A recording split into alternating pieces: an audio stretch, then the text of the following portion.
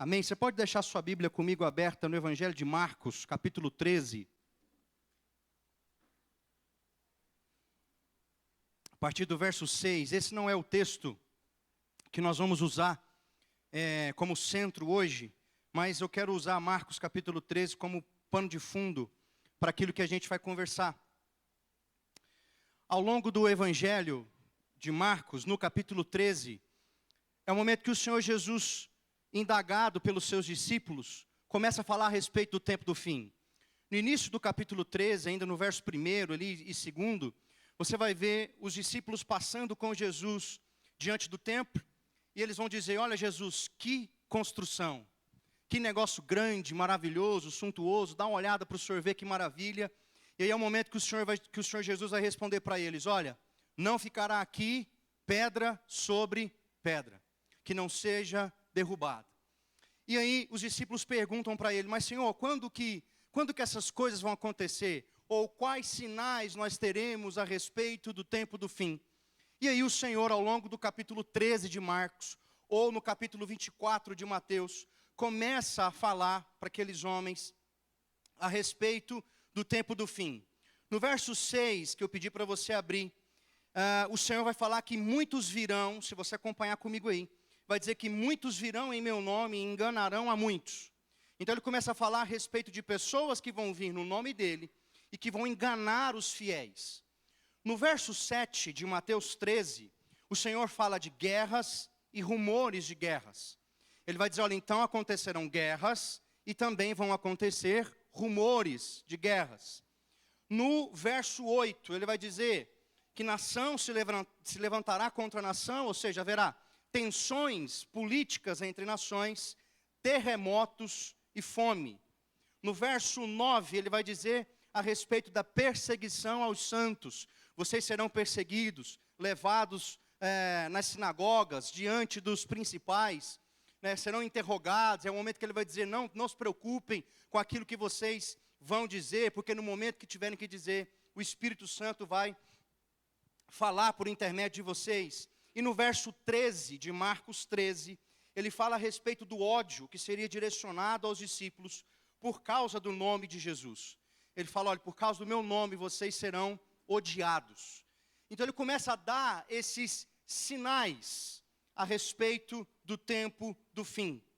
Mas o interessante é no fim já do capítulo 13, no verso 28. Vai lá comigo, Marcos 13, 28.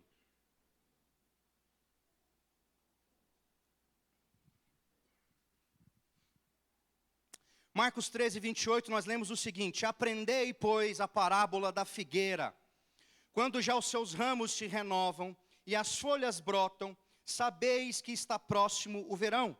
Assim também vós, quando virdes acontecer essas coisas, sabei que está próximo e que estou às portas. Ou seja, a parábola da figueira, ela traz um ensino a respeito do preparativo necessário a ser feito diante dos sinais que o Senhor está contando. Ele está falando: olha, eu estou dizendo para vocês sinais, coisas que vão evidenciar a proximidade de um evento. Qual que é o dever, então, de vocês, conscientes desses sinais que estão aí falando sobre a brevidade, do evento, sobre o fim dos tempos? Vocês precisam se preparar. E aí ele vai dizer: olha, aprendam a parábola da figueira. Vocês observam a árvore e sabem que quando os ramos estão se renovando, o verão está próximo. Então vocês se programam, vocês projetam as coisas. Em Mateus 24, ele vai usar um exemplo parecido. O escritor vai colocar um exemplo parecido. Ele vai dizer: o Senhor vai dizer: olha, quem é o homem que, não sabendo o momento que o ladrão vem, se prepara para o momento que o ladrão vem? Alguém sabe o momento que o ladrão vem? Não, então ele está preparado o tempo todo. Ou seja, a preparação que antecede o evento é muito importante. E ele está dando os sinais, deixando claro quais são os sinais, para que haja preparação, para que a gente esteja pronto, para que quando acontecer, a gente não seja pego de surpresa. Eu me lembro de uma das últimas consultas que a gente tinha que fazer quando a Nara estava grávida já, barrigudona, e a obstetra falou o seguinte: olha, quando vocês perceberem as contrações, já é um sinal, mas quando as contrações se tornarem ritmadas, aí você corre para o hospital. E quando ela me ligou, vamos para o hospital e tal, as contrações estavam ritmadas, a gente já sabia, em qualquer momento. Então a gente se prepara, a gente já está com a mala pronta, carro, vamos embora, a melhor rota, o melhor caminho, vamos lá, e vamos, e a coisa acontece. Por quê? Porque diante dos sinais evidentes de que o evento está próximo, a gente tem que se preparar. A gente precisa fazer algo, porque os sinais estão evidentes. Por 2 vezes nessa reunião hoje, já foi dito isso. Os sinais são e estão evidentes. Guerras, rumores de guerras, terremotos, fome. E a gente fica vendo essa coisa, e o que é tão importante não é só acontecer a coisa, mas a quantidade e a periodicidade com a qual elas estão acontecendo. Guerras, rumores de guerras, tensão entre nações, a perseguição aos cristãos, o ódio à palavra de Deus, essas coisas estão acontecendo. Então nós temos o dever de nos preparar para o evento futuro, que está próximo. O Senhor mesmo vai dizer que eu estou às portas. E nunca, queridos, agora entrando naquilo que a gente vai discutir hoje, nunca foi tão importante nós nos preocuparmos com a prosperidade interior. Se o Senhor está às portas, Ele vem buscar um povo. E percebe que Ele, conversando com os discípulos, Ele vai dizer, olha, é bonito o templo, nossa, que coisa grande, mas não vai ficar pedra sobre pedra. Eu não venho buscar pedras, eu venho buscar homens.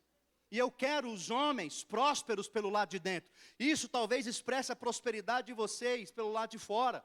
Vocês construíram um templo, é uma coisa grande, bonita, suntuosa, mas eu não venho buscar pedras, eu venho buscar homens. Então talvez como nunca é tempo da gente se preparar, e é tempo de nós nos perguntarmos, e é tempo de nós prestarmos atenção a respeito da prosperidade interior. Prosperidade pelo lado de dentro.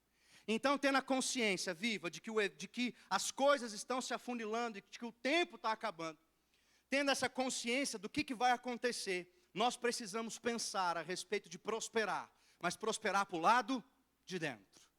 Pensando que o Senhor virá nos buscar, e Ele vai vir buscar uma igreja próspera, um povo próspero para o lado de dentro.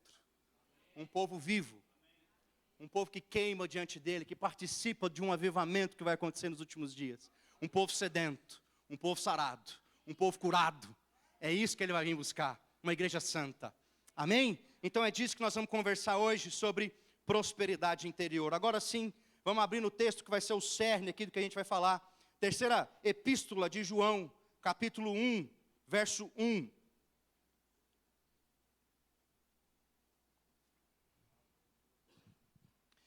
Terceira epístola de João, capítulo 1, verso 1. Até aqui você me entendeu? Amém? Então vamos lá. 3 João 1, 1. Diz o seguinte: o presbítero ao amado Gaio, a quem eu amo na verdade. Amado, acima de tudo, faço votos por tua prosperidade e saúde, assim como é próspera a tua alma. Olha só esse texto. Essa carta, extremamente pequena, tem um capítulo só, 15 versículos, pequenininha, mas ela traz grandes ensinos para a gente. O apóstolo João está escrevendo e ele vai endereçar a carta a esse homem chamado Gaio. Por mais que no livro de Atos e algumas cartas de Paulo a gente tem referência também a um homem chamado Gaio, a gente não pode dizer que esse Gaio aqui é o mesmo de Atos ou das cartas paulinas. Mas o interessante é que esse homem recebe uma carta de João, e João escreve por conta da generosidade que esse homem tinha, e por conhecer quem esse homem era. A carta fala de 3 personalidades. Além de Gaio, que é descrito na carta, você vai ter Diótrefes, que é um líder da igreja, e Demétrio, que é a pessoa que está sendo, para quem João está escrevendo para Gaio, dizendo, olha, estou recomendando para você Demétrio. Então Demétrio também era um santo homem de Deus que estava sendo recomendado a Gaio. Mas o interessante, que como João começa a carta dele aqui, essa carta para Gaio, ele vai desejar, amado, eu espero que você tenha prosperidade e saúde, assim como a sua alma é próspera. O interessante é que João faz votos para o homem por lado de fora, tomando como parâmetro, como régua, quem ele era pelo lado de dentro. Você conseguiu entender isso desses 2 versículos? do tanto que você é uma pessoa que caminha em prosperidade pelo lado de dentro, do tamanho e da grandeza do homem que eu sei que você é pelo lado de dentro, eu espero e faço votos para que você tenha as coisas também pelo lado de fora. Olha só o que o João diz para Gaio. Você e eu conheço o seu coração e sei quem você é. E eu espero que você tenha prosperidade e saúde. Eu espero que você tenha coisas, que você prospere, que você enriqueça, que você tenha muita saúde. Porque eu já sei que por lado de dentro você é um homem que caminha em prosperidade. Foi isso que ele quis dizer nos versos 1 e 2. E os próximos versículos é João atestando que Gaio era um homem grande pelo lado de dentro. Se você acompanhar comigo o verso 3, aí da carta, você vai ver no verso 3, João falando que os demais irmãos testemunham ao teu respeito. Então ele fala, olha, você é um homem próspero lá de dentro, eu sei. Verso 3, os demais irmãos testemunham ao teu respeito. Verso 5, o seu procedimento fiel, a sua hospitalidade e a sua generosidade para com todos. Isto testemunha ao seu respeito. E no verso 6, o amor que flui da sua vida, Gaio. Então ele começa agora a descrever que de fato Gaio era alguém grande pelo lado de dentro. Que de fato Gaio era alguém próspero pelo lado de dentro. Gaio, isso não é eu que estou dizendo. Os irmãos testemunham ao seu favor. Eu percebo a sua hospitalidade, generosidade. E as pessoas veem o amor que flui de dentro de você. Então eu faço votos para que você seja pelo lado de fora tudo aquilo que você já é pelo lado de dentro. Prosperidade interior. João estava diante de um homem próspero interiormente. E sabe o que é, querido? Que o Senhor, que os olhos do Senhor, que passam por toda a terra e procuram corações, que Ele encontre gente que deseja prosperar do lado de dentro. Gente que deseja crescer pelo lado de dentro. Que a gente possa se apresentar diante do Senhor e da igreja do Senhor, como Gaio era. Um homem que prosperava por lado de dentro. Um homem próspero. Lembra? Jesus não vai vir buscar pedras. Ele vem buscar um povo. E que esse povo seja próspero pelo lado de dentro. Agora, como que a gente constrói essa prosperidade? Como que nós vamos construir prosperidade interior? Ou quais são, no mínimo, alguns dos elementos que a gente tem que se preocupar, ou alguns dos elementos que a gente tem que ficar de olho, para que seja possível nós crescermos pelo lado de dentro. Como ponto de partida, em primeiro lugar, a respeito do crescimento e da prosperidade interior, a gente precisa entender que a prosperidade como um resultado, prosperidade como um resultado, e não como um evento único que vai acontecer na minha vida, mas como o resultado de um processo. Um dos males do nosso tempo é que nós somos uma geração imediatista. Então, quando a gente fala de prosperidade, ou quando você vai pensar em prosperidade financeira, começar a investir em algo, você começa a investir em algo para você ficar rico amanhã, ou daqui 20, 30 anos? É um processo. É ou não é verdade? Por vias normais e lícitas, é um processo, não é? Você começa a trabalhar hoje, para que daqui a alguns anos, você, talvez teus filhos colham. O problema é que nós somos um pouco imediatistas, e nós queremos coisas que resolvam o nosso problema rápido. Mas prosperidade é processo. O que João escreve para Gaio, trata a respeito disso. A palavra no original grego, que João usa com Gaio, quando ele fala prosperidade, ou dependendo da versão bíblica que você tem, vai estar escrito, espero que você vá bem. O vá bem, ou a prosperidade, é uma palavra que no original grego significa ajudar no caminho, ter êxito em alcançar. O que João escreveu então? Meu querido, eu já sei que a sua jornada interior é de crescimento. Você está crescendo, você mostra isso com as suas atitudes. A sua jornada interior é de crescimento. Então o que eu desejo é que a tua jornada exterior também seja de êxito e de prosperidade. Ele não falou de um processo terminado. Gaio não era uma espécie de anjo, entendeu? De verdade, que estava lá com a auréola. Não, ele era um homem normal. O que João atesta é que era evidente o processo, a caminhada, a evolução interior de Gaio. É isso que ele está escrevendo. Então a prosperidade é um resultado. A prosperidade é fruto de um processo. A grande questão é que geralmente, quando a gente fala hoje em dia a respeito de processo, esse termo ele é muito usado para tratar sobre momentos muito específicos da caminhada, que geralmente resultam em algo para o indivíduo. Vou te dar um exemplo. Fiquei desempregado. É um processo, foi um processo. Tive que aprender a gastar menos, meu Deus, minha mulher quase me matou, o negócio lá em casa começou a ficar perigoso, porque as contas começaram a aumentar, eu pensei que não ia conseguir um emprego, agora vem testemunhar, aleluia, depois de 3 meses desse processo, consegui um emprego, glória a Deus. Isso é bênção? Amém? Glória a Deus, mas presta atenção. Passei por um momento específico difícil, que resultou em algo para mim. Isso também é processo. Mas quando a gente fala de prosperidade interior, nós estamos falando não só de momentos específicos, mas de uma jornada inteira, que às vezes vai ser mais intenso, às vezes vai ser menos intenso, mas que vai não resultar em coisas necessariamente para o indivíduo, mas no indivíduo. É diferente. Ele vai construir coisas nele, e não somente para ele. É disso que João está falando. É dessa prosperidade interior.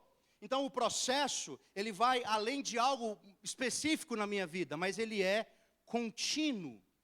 E você percebe ao longo das Escrituras, a preocupação do Senhor de deixar registrado em vários lugares, tanto no Antigo como no Novo Testamento, a preocupação com o interior do homem, a preocupação com o crescimento interior do homem.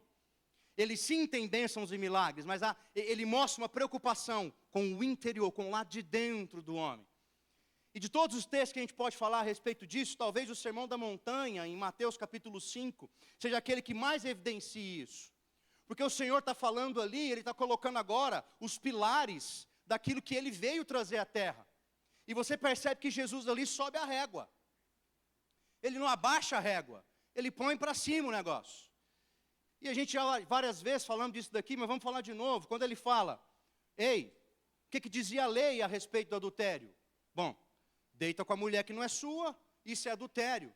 Ou seja, está falando do ato, ele vai falar, eu porém vos digo, que se um cara olhar e desejar a mulher, já adulterou no coração, já pecou. O que ele está fazendo? Ele está tirando a coisa só do fruto da árvore podre e está indo na origem do problema. Se preocupando com o interior do homem. Se um homem adultera, aonde que isso começou? No seu coração caído. Lá é a origem do problema. Então é lá que nós temos que atacar, percebe? A preocupação do Senhor com o interior do homem, com lá de dentro dele.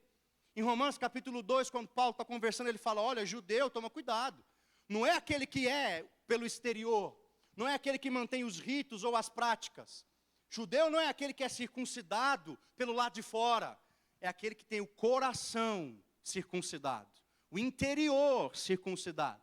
Então você percebe ao longo da Escritura a preocupação com o interior do homem, com aquilo que ele é por dentro, e com a necessidade dele crescer e dele prosperar por dentro. Então, como ponto de partida, a prosperidade como um resultado. Quão rico você é, não de dinheiro agora. Mas quão rico, quão próspero diante de Jesus você é, pelo lado de dentro. Qual o tamanho da minha e da sua prosperidade diante do Senhor? Ou a gente só contabiliza a prosperidade pelo lado de fora? Amém? Vocês estão me olhando desse jeito por causa de quê? Dá um sorriso, fala amém. Aleluia. Vamos lá. Primeira coisa. Prosperidade como resultado. Resultado de um processo, que não é de um momento específico, é uma jornada. Desde quando você aceitou Jesus. Às vezes mais intenso, às vezes menos intenso. E essas coisas vão produzir, além de bênçãos para você, mas é muito importante que sejam bênçãos em você. Coisa que não tem valor, sabe? pelo lado de dentro. Amém? Em segundo lugar, a segunda coisa que nós precisamos pensar quando trabalhamos a respeito de prosperidade interior: quebrantamento. Somente os quebrantados prosperam interiormente. Amém? O que é quebrantamento? Eu quero que você imagine um terreno arado, fofo, preparado, aonde eu posso depositar a semente, guardar a semente, e que quando chover, esse terreno ele está apto e pronto para sugar a chuva e dar continuidade ao processo de crescimento da semente. Isso é um coração quebrantado, um coração arado. É uma terra preparada para receber uma semente. E quando a água vem, dá crescimento àquilo que aconteceu, aquilo que está plantado dentro do coração. Coração quebrantado é o coração de gente que se sujeita. Sujeita ao quê? À sã doutrina, ao Senhor, aos líderes da igreja. Aleluia! Às autoridades impostas pelo Senhor. Isso é um coração de gente quebrantado. Quando a gente fala de quebrantamento, a gente fala de santa sujeição ao Senhor e à sua sã doutrina. Quando a gente trabalha com quebrantamento. Então, se nós queremos prosperar interiormente, nós precisamos trabalhar o quebrantamento dentro de nós. O indivíduo não quebrantado é o oposto. Pensa uma terra dura, completamente dura, aonde não dá nem para pôr semente, e quando chove, a água vai embora, vira enxurrada. Ela vai cair em outro lugar. Esse é o indivíduo não quebrantado. Coração duro, coração fechado. E aí nada ali pode crescer. Não tem como algo ali frutificar ou crescer dentro do indivíduo. Eu quero que você imagine João olhando para Gaio, escrevendo para Gaio. Eu consigo imaginar Gaio, um homem quebrantado. Um homem que recebeu aquela carta e fala: gente, carta do João. Xana basura. Aí ele abre a carta e já começa a chorar. Porque João começou a amar do Gaio. Fala: o cara me ama. O cara quebrantado. Já viu? Manteiga derretida diante de Jesus? É disso que eu estou falando. Mas João fala de um tal de Diótrefes. Fala assim, a partir do verso 9. Gaio, Diótrefes. E ele começa a descrever agora o comportamento de um homem que demonstra que não era quebrantado. Um líder na igreja. Ele vai começar a falar no verso 9. Diótrefes impede o acesso dos irmãos ao que eu escrevo. Eu até escrevi para a igreja. Mas Diótrefes impede, eu li em algum lugar, que esse impede é que Diótrefes recebia as cartas e destruía elas. Para que elas não chegassem à igreja. Tem que chamar ele de Idiótrefes. Não é? Idiótrefes. Sabe por quê? Porque há uma possibilidade, e ela é grande, de João ter escrito isso daqui depois de ter recebido a revelação do Apocalipse. É esse homem que Diótrefes está impedindo de ter acesso à igreja. Aqui na minha igreja não, João. Entendeu? Aqui na minha igreja não. As suas cartas não. Aqui quem fala sou eu. É um homem que gosta de poder, posição. É um coração duro. Depois João fala mais dele. Ele profere palavras contra nós, Gaio, que são maliciosas, mentiras. Continua falando. Ele impede a generosidade dos irmãos em receber os ministros que vêm de fora, ameaçando os irmãos de excomunhão, de excomungar, de tirar da igreja, caso eles recebam os ministros que vêm de fora. Esse é Diótrefes, um homem que não tem o coração quebrantado. Agora, sabe qual que é o problema que a gente enxerga em Diótrefes, ou na falta de quebrantamento? É que quando você não tem um coração quebrantado, você não é um prejuízo só para si, mas para quem está ao seu redor. Você se torna um prejuízo para quem está perto de você e mais. E principalmente para quem está submetido à sua liderança. E nós, em alguma esfera, lideramos algo. Em alguma esfera você lidera algo. E você se torna, com um coração não quebrantado, um prejuízo a todos que estão perto. E a todos que estão submetidos. Sabe quem era Diótrefes? O nome Diótrefes significa nutrido por Jove. Jove é Júpiter, que no panteão romano, grego, um dos dois, é Zeus. E Zeus é um deus de poder. Era isso que Diótrefes queria e gostava. Quem manda nessa parada sou eu. As cartas de João taca fogo, ninguém recebe ninguém. Quem fala aqui sou eu. Poder. Nutrido pelo poder. Esse é o nome de Diótrefes.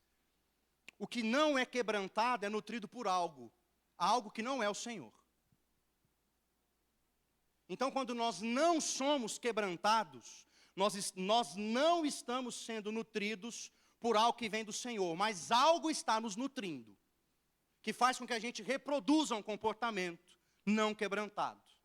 Esse é o nome de Diótrefes. Nutrido pelo poder, nutrido pelo desejo, nutrido, entendeu? Por aparecer, é o maior de todos.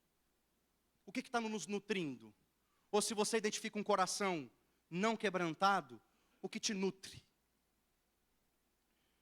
Brennan Manning, escritor do livro,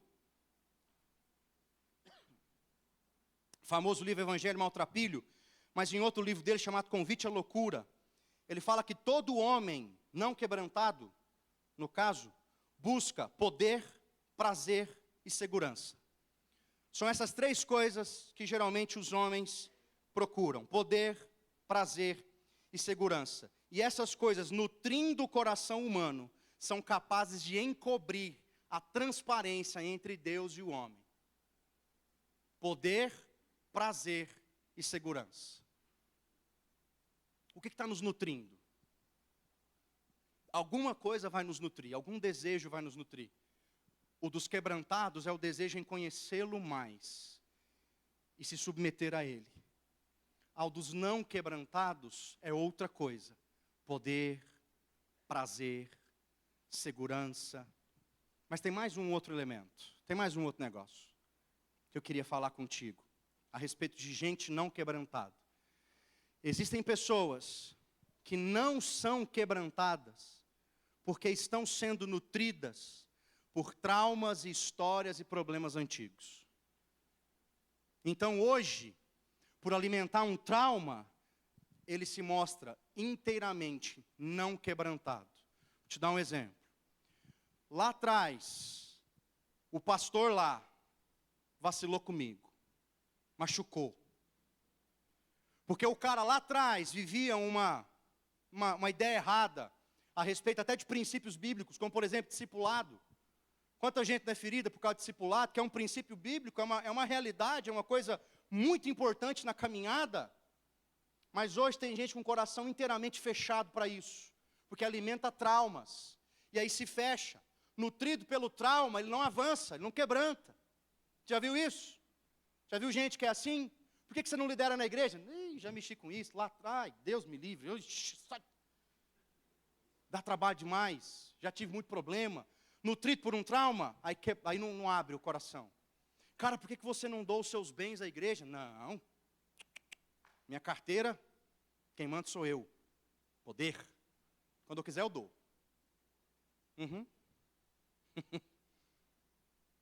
Entende? Traumas antigos. Coisas lá atrás que vem nutrindo o coração e impedindo o indivíduo de ter um coração quebrantado hoje. Querido, eu disse que prosperidade é um processo, mas você pode sair daqui hoje, com a enxada nesse solo desse coração duro seu e meu.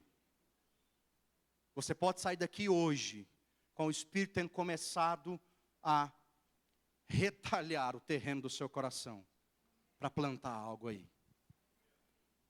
Nada é desculpa. Nós estamos sendo nutridos por algo. Todo homem está sendo nutrido por algo. Pelo que nós estamos sendo nutridos. Amém? Em primeiro lugar, prosperidade é um processo. Em segundo lugar, prosperidade interior depende do quebrantamento. Vamos ler alguns textos comigo. A gente está sem telão, abre aí. Salmos, capítulo 34, verso 18. a respeito de quebrantamento. Salmo 34, 18. Salmo 34, 18 diz: perto está o Senhor dos que têm o coração quebrantado, e salva os de espírito oprimido. Salmo 51, 17. Salmo 51, 17. Texto muito conhecido. Sacrifícios agradáveis a Deus são o espírito quebrantado, coração compungido e contrito, não o desprezarás, ó Deus. Isaías 66, verso 2. Esse eu queria que você, se tiver com a Bíblia de papel, rabisca ela aí. Bíblia boa é a Bíblia rabiscada. Se tiver com o celular, você colore aí. Isaías 66, 2. Diz o seguinte, Isaías 66, 2. Porque a minha mão fez todas essas coisas, e todas vieram a existir, diz o Senhor. Mas o homem para quem olharei é este. 2 pontos. Presta atenção. O aflito e abatido de espírito, que treme ante a minha palavra. O homem para quem eu vou olhar é o quebrantado. É isso que o Senhor está dizendo. Aquele que eu vou procurar é o que está com o espírito abatido. E no sermão da montanha, nas bem-aventuranças, Jesus fala que bem-aventurados são os pobres de espírito. É aquele que pelo lado de dentro reconhece que não tem nada para oferecer, a não ser receber coisas que possam vir da parte dele, totalmente aberto e que entende: Senhor, eu não posso fazer nada, eu não tenho nada para te dar. Eu estou aqui diante do Senhor, enche a minha vida, faz algo em mim, porque quando o Senhor fizer, então eu transbordarei, mas de mim mesmo eu não posso transbordar nada. Esse é o contrito, o pobre de espírito, aquele que tem um coração quebrantado diante do Senhor. Para esse, Isaías 66, 2, esse é para quem eu olharei. Amém, querido? Então, em segundo lugar, um coração quebrantado diante do Senhor. Amém. Em terceiro lugar, para a gente construir a prosperidade interior, esforço. Ninguém prospera sem esforço.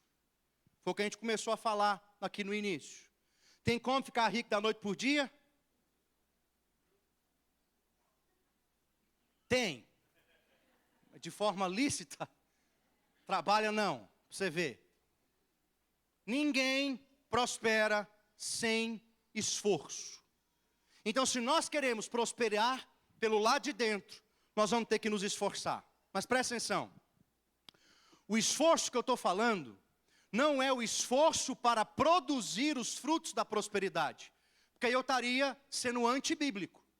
Porque quando nós vamos falar do fruto do Espírito, quais são os gomos do fruto do Espírito? Amor, paz, alegria, longanimidade, benignidade, bondade, mansidão. Contra essas coisas não há? É isso que o Espírito produz. Agora, eu não estou falando me esforçar para produzir eu, pelo meu esforço, alguma dessas coisas. Por exemplo, pelo meu esforço eu vou produzir mansidão. Meu irmão, no primeiro que não dá seta na minha frente, eu buzino. Entendeu? É assim. Ou seja, até que hora que vai dar certo esse negócio de eu tentar, eu me esforçar para ser manso? Até o primeiro BO. No máximo o segundo. Entendeu? Por quê? Eu não posso produzir pelo meu esforço esse tipo de coisa. Porque ela está falando que isso é um fruto do Espírito. Amém? Então tá, então não é esse esforço que eu estou falando. Não é o esforço para produzir aquilo que é prosperidade interior. É o esforço em buscar a Deus. Porque quem busca, encontra. E quem o encontra, jamais permanece da mesma maneira. Então quando eu o encontrar, ele, o seu Espírito, vai me ensinar o que é mansidão. Eu vou parar de buzinar para quem não dá certo. Aleluia. Você também. Entendeu? O esforço em buscá-lo. O esforço em fazer. O esforço em acordar mais cedo para encontrá-lo. O esforço em ler mais a sã doutrina. O esforço com coração, porque você entendeu. Dizer, ó Senhor, eu vou começar a aumentar o tanto que eu jejum.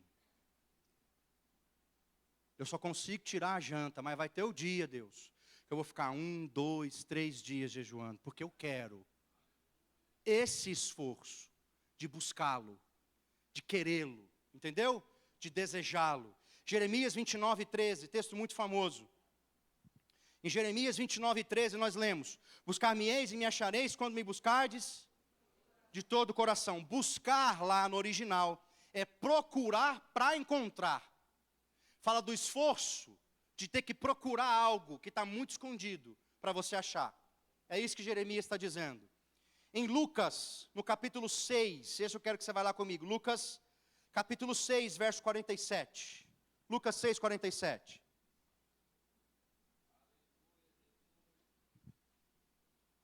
Lucas, capítulo 6, verso 47. Olha o que o Senhor Jesus diz.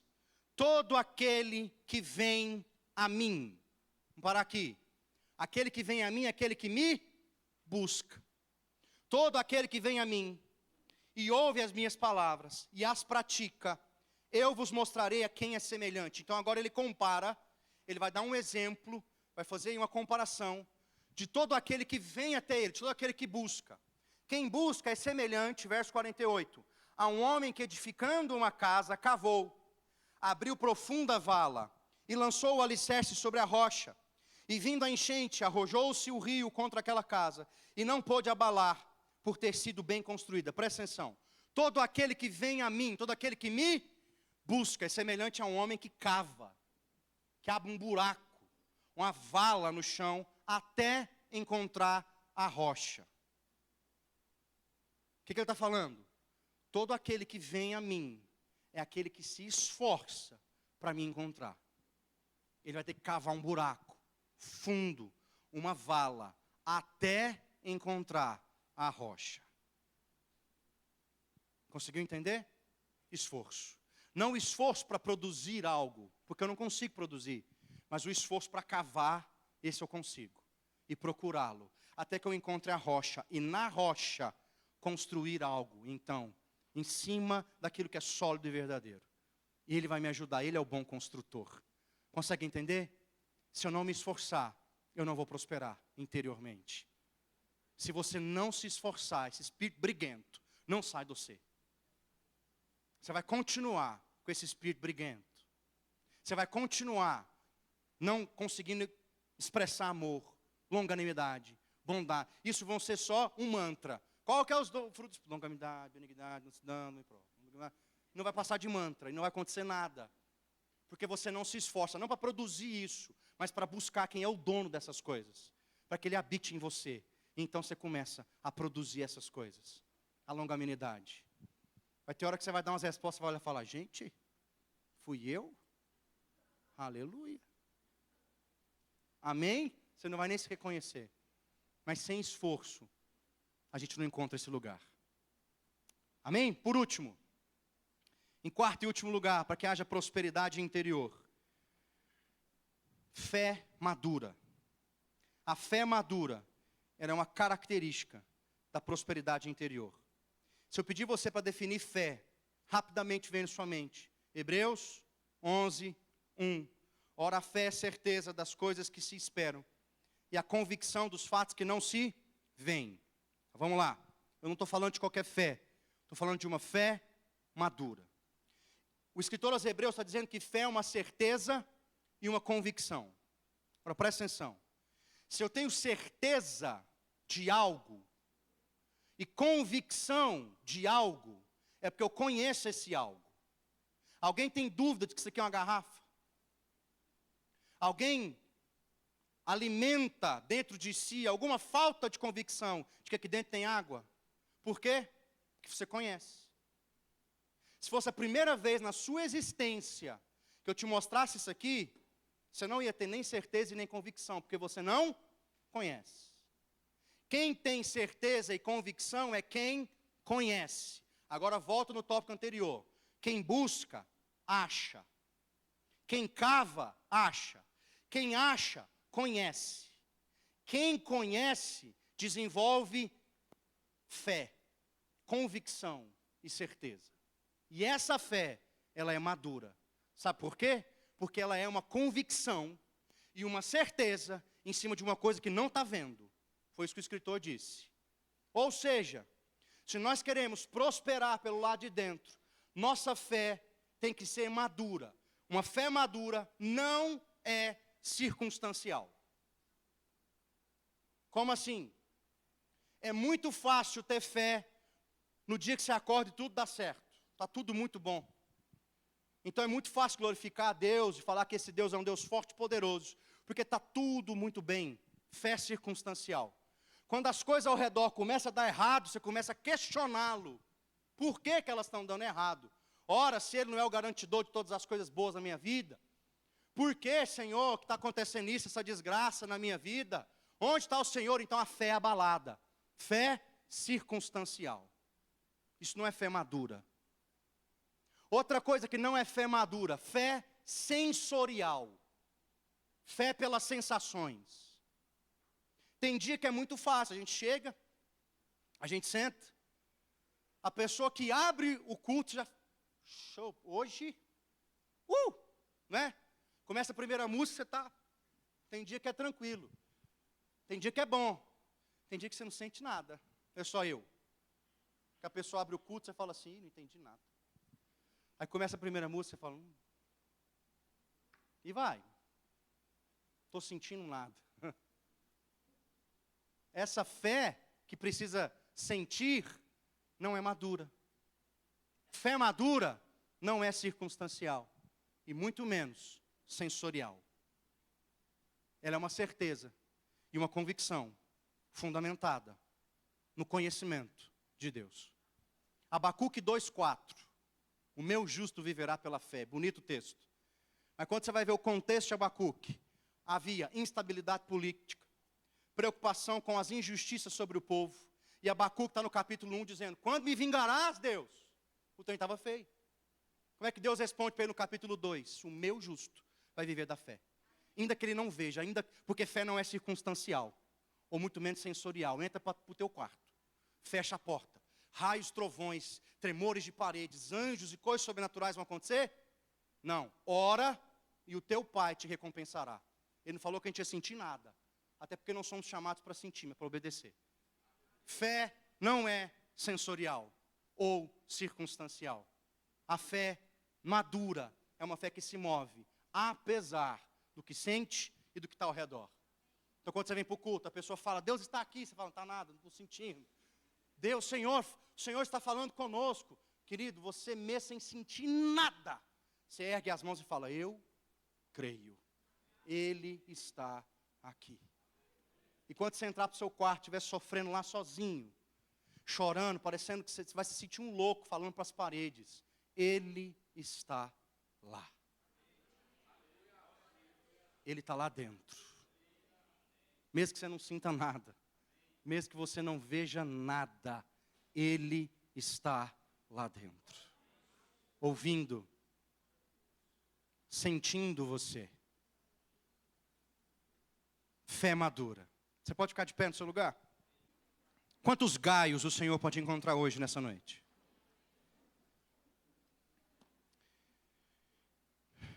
Então agora, meu querido, eu queria que você enchesse seu coração de expectativa.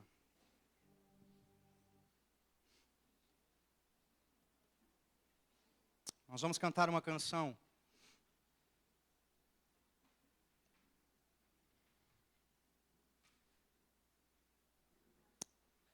E eu queria que você começasse a orar. E sabe o que você vai fazer agora, meu irmão? Você vai declarar diante do Senhor Jesus. Ele está nesse lugar, amém? Você não precisa ver, você não precisa sentir, mas crer que Ele está nesse lugar. E agora eu gostaria do fundo do coração, que você fizesse um exercício e começasse diante do Senhor, antes de pedir prosperidade, dizer a Ele qual que é a sua pobreza interior. Você pode começar a dizer aí, baixinho, no seu lugar: qual a sua pobreza interior? Eu tenho as minhas pobrezas, meu irmão. Eu não sou melhor que você. Todos nós temos as nossas pobrezas interiores. Mas sabe o que é? Que Jesus possa olhar para cá agora e ver corações se despertando como o de Gaio, sabe? Que tem prosperidade interior, o desejo de avançar. Você pode olhar para o Senhor agora e falar: Jesus, eu tenho medo. Eu sou briguento mesmo. Eu me ofendo, Senhor Jesus, com muita facilidade. Jesus, eu não expresso amor. Senhor, eu tenho trabalhado mais pela prosperidade de fora do que pela de dentro. Você pode começar a revelar ao Senhor agora qual que é a sua pobreza. E o Espírito que sonda todos os corações há de passar sobre nós e ministrar sobre nós.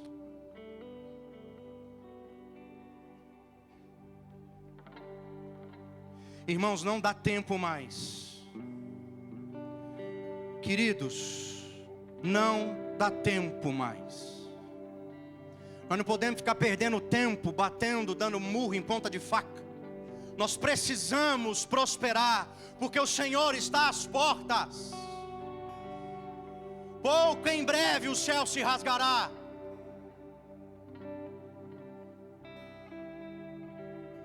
Então que você e eu apresentaremos diante do Cordeiro, que há de descer do céu. Veja, Deus, quantas ofensas eu coleciono. Veja quantas brigas eu ganhei.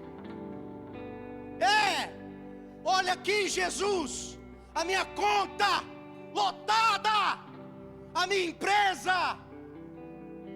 Ele não vem buscar pedras. Ele disse: não ficará aqui pedra sobre pedra. Eu venho buscar homens, gente quebrantada, interessada, com fome, com a botija cheia de azeite queimando. São esses que ele vem buscar. Não dá mais tempo.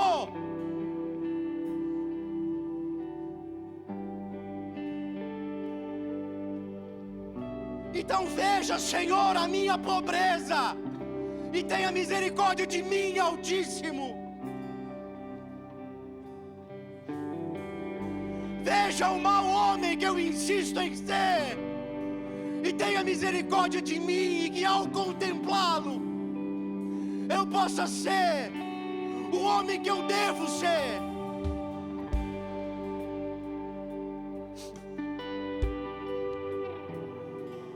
Que tuas santas palavras germinem no meu coração, que teu Espírito haja liberdade e encontre espaço em mim.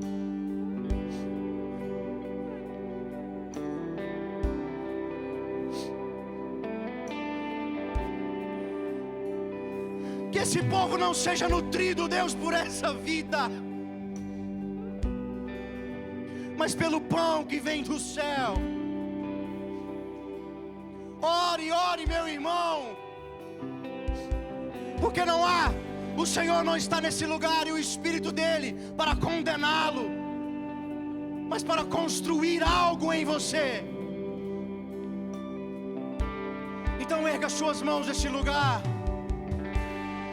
erga sua voz nesse lugar e clame ao Senhor: eu quero prosperar interiormente, eu quero crescer pelo lado de dentro, Deus.